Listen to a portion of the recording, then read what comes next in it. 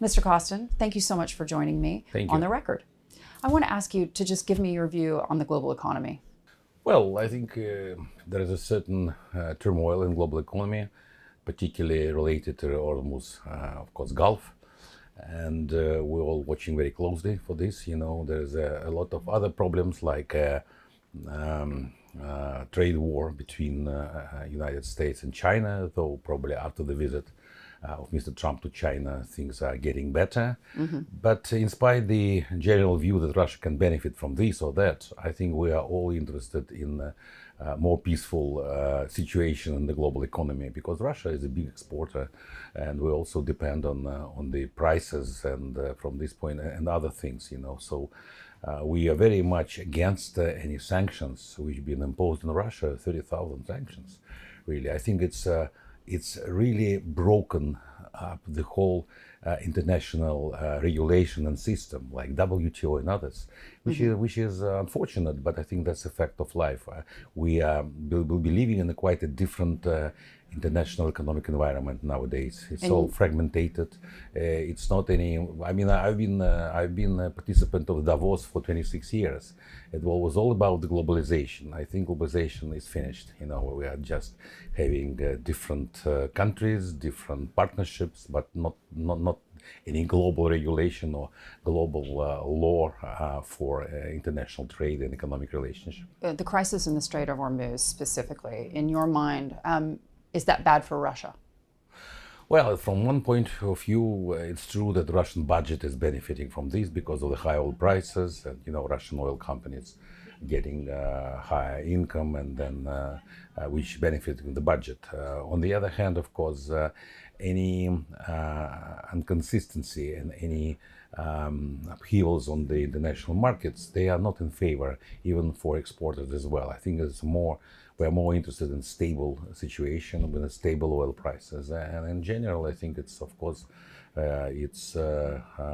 undermine the international global world, global international markets and economy.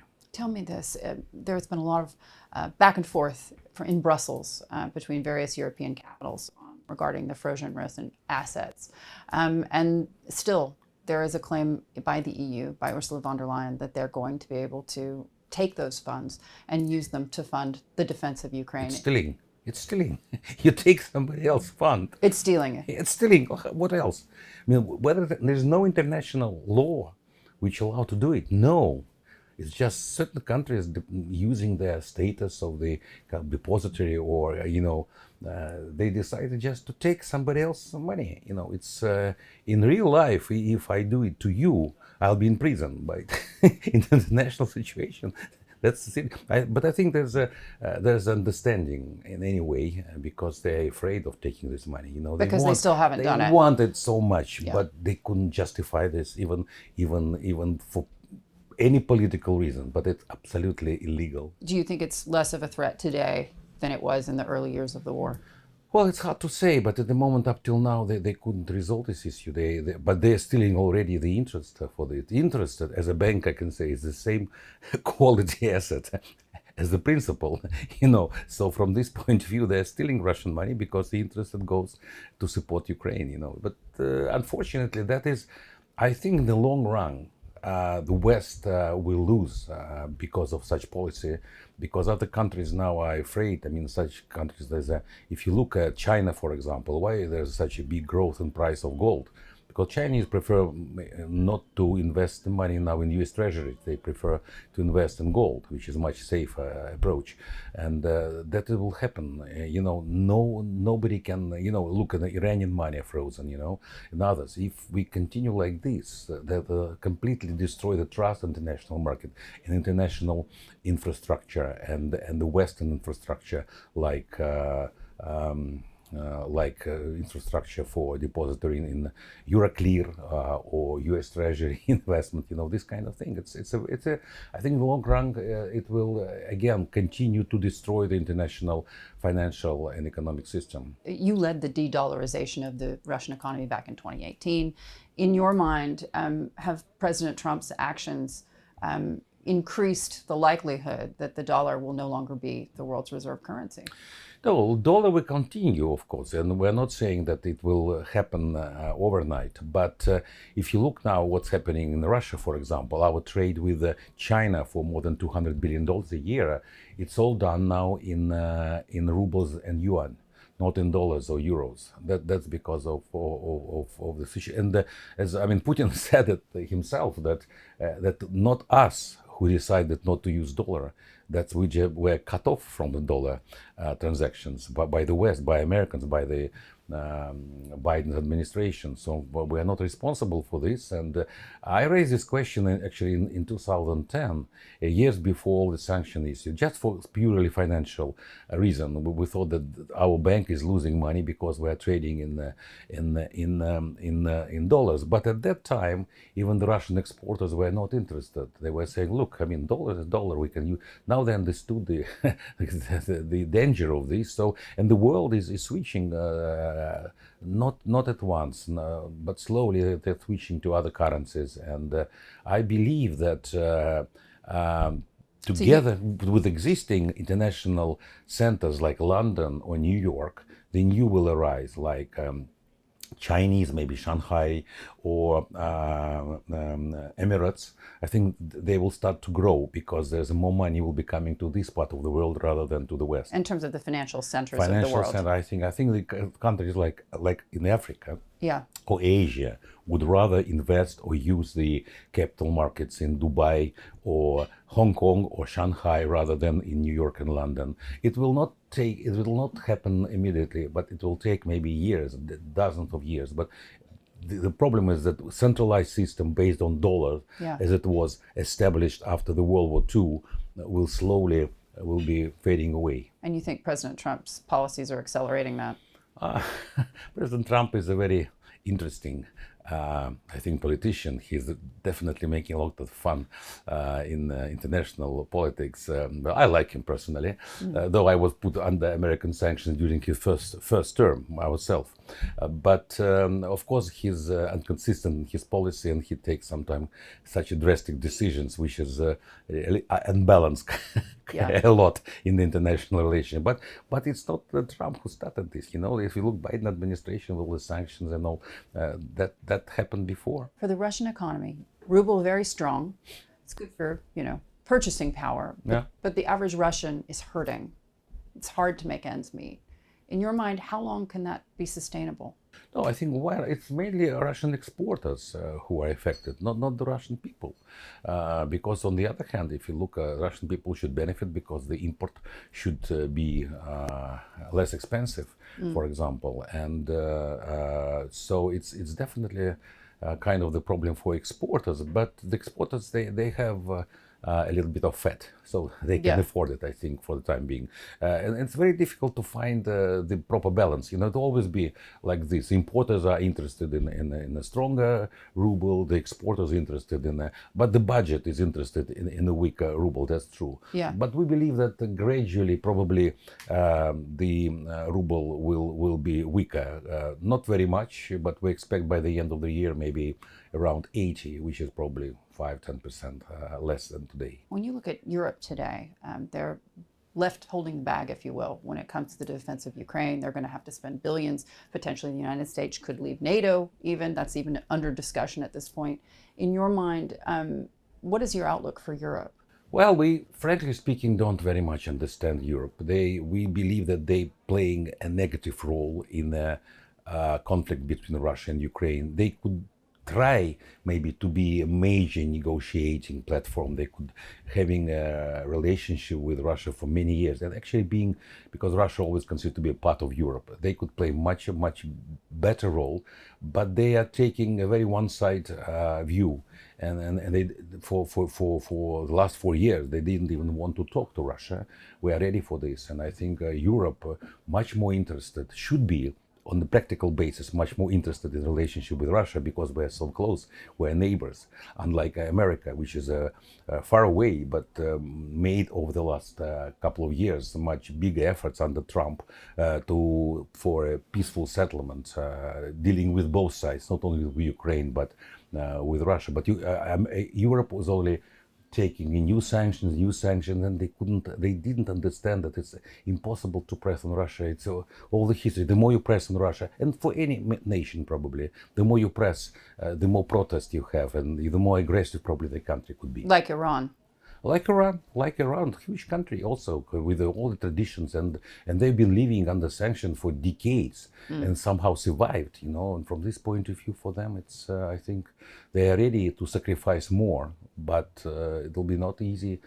But it's easy. Well, for American, of course, maybe it's easy because they can just remove their ships, and Mr. Trump easily can claim there's a victory. Yeah. He's very good at this. Do you anticipate that there will be a time where Russia and Europe will work together once again? One day will come, of course. How long do you think that'll take? It will take some time because of the big, even as a businessman, I think Russian businessmen are very much offended how they were treated. Russian businessmen was always some kind of the bridge between Russia and the West.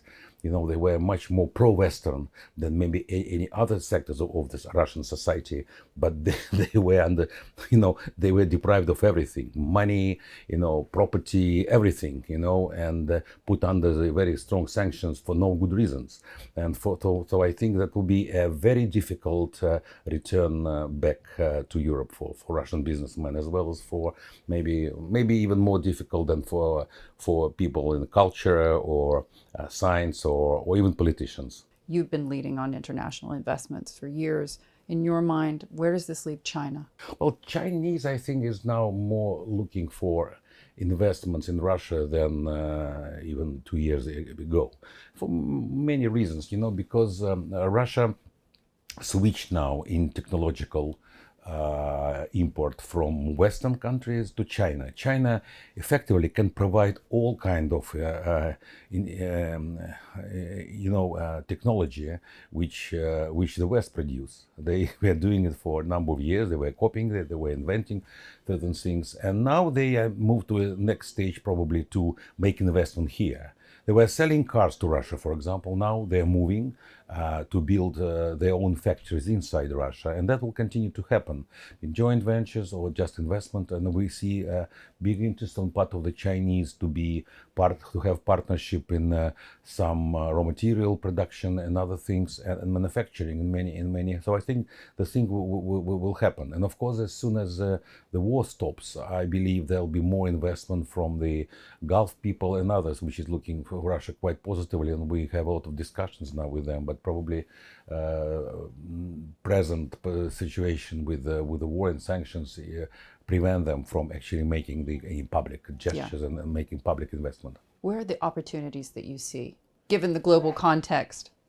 Well, there is a lot of opportunities. Russia is quite a rich country with a good labor, and in certain areas with some high technology. For example, Russia only one of 3 countries which is really developing the artificial intellect. It's only America, United States, China, and Russia who have 2 large companies which is really pushing this forward. So artificial intelligence. Artificial, yes. So there is opportunity, for example, to invest in this area as well. So you see Russia as a player as strong as U.S. and China in that race? Not maybe as strong as a player, but is a player. How do you gauge this? How do you strategize this in the next few years? I mean, Trump isn't going to go away. And if we're talking about uncertainty, how do you see the outlook for the next few years? Look, I'm not a politician. I'm at the end of the day banker and a businessman. But of course, we believe that particularly if Democrat representative will come to to be president next, the policy of the United States can change, making absolutely the 180 degrees turn.